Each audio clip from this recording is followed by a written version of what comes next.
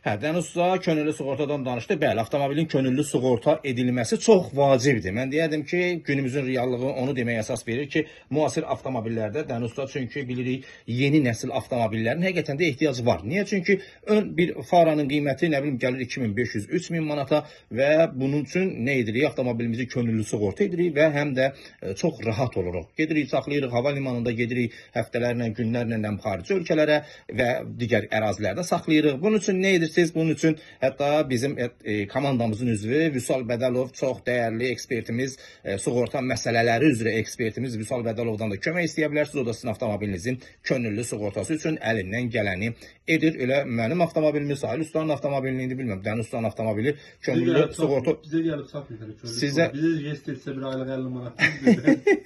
hə, hətta aylığa da bölmək olur. O da mümkündür. İndi mən Vüsal Bədəlova deyərəm, Dəniz Usta sizin avtomobili mütləq könüllü sığorta. Mənim sığortasız qalanda. Dairəmizdə. Məni də salsanız yaxşı. Mütləq könüllü sığorta etdirin ki, bu cür hallarda nə edim, nə eləyim, nə bilim, gedim kimlərləsə mübahisə edim, məhkəmə predmeti, yəni bunların baş verməməsi üçün təbii ki, belə baxanda Dəniz Usta hardasa o aylıqlara bölünmə məsələsi gedəcək. Qəpik quruşdur Dəniz Usta. İnanın ki, o cür avtomobil idarə edən üçün qəpik quruşdur ki, onu edirsiniz, amma rahat olursunuz.